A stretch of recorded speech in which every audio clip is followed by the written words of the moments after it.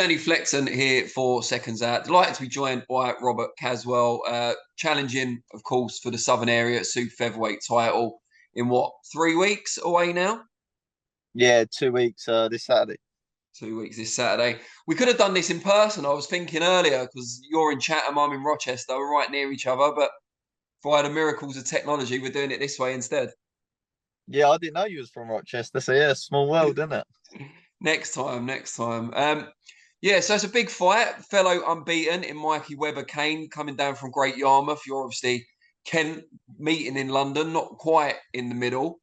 But the first real challenge in your career, the first guy who's coming to win, probably, and the first one with Yeah. a winning record, certainly. What do you make of him? Yeah, he's a good fighter. Yeah, he's 10-0, so you can't be bad if you're 10-0. So he's got to a good record. He's not really boxed. He's boxed like the usual suspects as you do coming up. I've sort of boxed the usual suspects as well. So yeah, it should be on paper. It looks like a 50-50. Now I was looking at the weights earlier. He hasn't made the super featherweight limit yet in his career. You have. You've made far under that on your debut. You're only just over feather. BoxRec have got you Yeah, listed as 5 foot 11. So I've got to ask, how is that even possible? yeah, that is true. I'm 5'11". Yeah, How'd you make the weight? yeah. I don't really get myself out of shape. Like when I fight, I'm in the gym the week after, so I'm pretty dedicated to making weight and staying fit all year round. So obviously, it's not easy. It won't be easy for him, but yeah, I just stick on it all year round, really. And just because we've not had you on the channel before, just tell us the origin story, if you like. How did you first get into boxing and how old were you? So I started when I was about 10. Um, a local pro from Chatham, Johnny Armour, you probably know him. Yeah. My granddad took me down to his gym, and he taught me how to box. And then he said, "Look, you're good enough to take it further. You need to go down to an amateur gym." So I went down to St Mary's when I was 10, and then yeah, the rest is history. I had 50 fights down at St Mary's, got to 2 national finals. So yeah, I'm pretty experienced as an amateur, and now trying to do big things as a pro. When did you know it was time to knock the amateur game on the head and turn over? Just COVID really. Like the plan was always to turn pro at 21, but COVID really stopped things as an amateur, so it's really hard to do anything. Like the training stopped completely. Like you couldn't even do pads. You had to do like social distancing stuff. So then I realized all the pro gyms were still like training to a certain capacity. So like they were still allowed to spar pads. And I thought, you know what, if I could do a year in a pro gym just learning the trade, and then by the time I was supposed to turn pro anyway, I'd be sort of like ahead of schedule. So it was a no brainer. So then I looked around certain gyms to go to, and spoke to Adam Martin, and I'm not looked back since. Were you a boxing fan as a kid as well? Like, why did your granddad take you to the gym in the first place? Yeah, I went for a stage of trying all different sports really, like golf, football. And I just couldn't. I didn't like none of them. And then he took me down to the boxing gym, and I was like, I just got the bug straight away. Like, I, just the thought of like it's a single sport. It's not a team sport. Really appealed to me, and yeah, I just loved it. And I've not like since I've been boxing since I was 10 to now. I've not took a break. Like I've just been on it since I was a kid. Really. Any particular fighters you looked up to when you were first getting into it as an amateur? Uh, Ricky Hatton was one for me. Like I used to love watching him, and weirdly Cole Frampton. Like I remember my first amateur fight. I won my first amateur fight. Came home, and he was boxing Kiko Martinez the first time I think it was, Yeah. and I just loved it. Like loved watching him, and I followed his career onwards after that. So yeah, Froch, Hatton, and Frampton, people like that really. News broke today. Ricky Hatton's going in the next series of Dancing on Ice.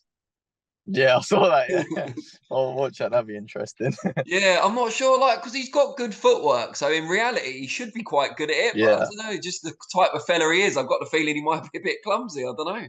yeah, it'd be funny to watch, I reckon. Yeah, so do I. So once you decided to turn pro, you said you went around a few gyms. What was it about Adam Martin? Why have you two linked up? What makes it work? Yeah, so I messaged a few coaches, really, not a lot, but the plan was to really troll quite a lot and see what I liked and where I'd fit in. So this was the first gym that I tried, the boxing booth gym in Red Hill, Surrey, and I just stuck with it. I liked what Adam was saying, and he's a real honest, straight up bloke. Like he don't really mix his words. He's honest, and he's someone you can really trust. So what he said, I sort of trusted straight away, and from there he hasn't done no wrong. What he said, we've done. So yeah, it was a no brainer.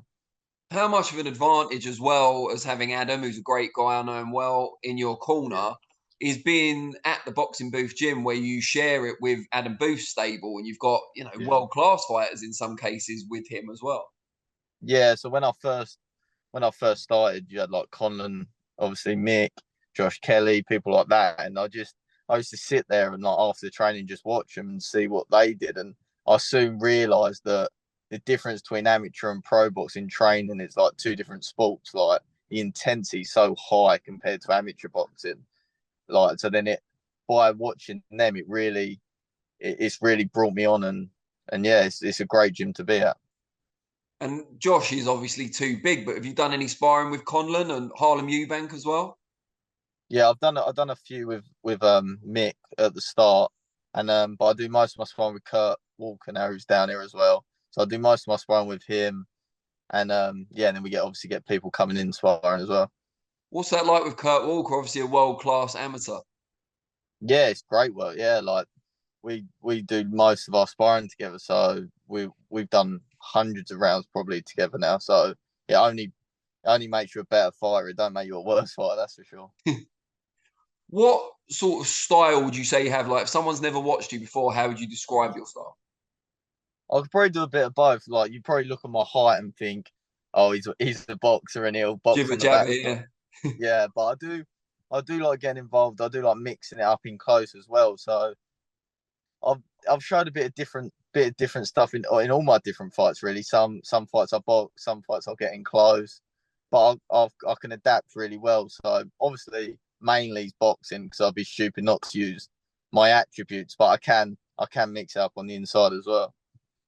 How much have you already got an eye on the domestic scene? Excuse me, at super featherweight. If you win the Southern area, then you'll be in line for English, British. Have you got an Yeah. idea of the runners and riders at those levels? Yeah, I'm a big boxing fan anyway, so I probably know every weight like the back of my hand. But at super featherweight, it's a stacked division. Like you've obviously got some featherweights moving up to super featherweight, and then you've got like the English scene, which is like your Jordan Flynn's, who I've actually sparred before. We've done some good rounds together, and then obviously Michael Gomez Jr. is it? He's the English champion, I think. Yeah. So yeah, it's a stacked division like domestically. And what's kind of the overall aim? Like everyone says, I want to win a world title. I'm sure you're Yeah. no different. But in terms of how you want to get there, what are the boxes you want to tick? Yeah, I feel like people just say they want to win a world title for the sake of it, but what's the actual chances? You know what I mean? So I'm pretty realistic. I want to become British champion. When I turned pro, the goal's always been to British champion since I was a kid. Really, I've always loved the belt and wanted to win that growing up. So yeah, the main goal is to be British champion, and if I can do that, then look at what's out there afterwards. But British champion is the main goal for sure. Why has that been the thing that you've wanted as a kid? Is there particular fighters that you saw wearing it, or was there some fights you saw for it? What got that love going? I don't know really. Everyone you hear just say the Lonsdale belt, and I think over the years it's lost its I don't know shine a little bit. Maybe it's not a lot of people are skipping British route to go for like international titles and WBO European titles stuff like that. But yeah, I think just growing up seeing some of like English fighters wearing the British title, you think what a belt. So yeah, I've always wanted to win that, You and know, it now always brings out good fights as well.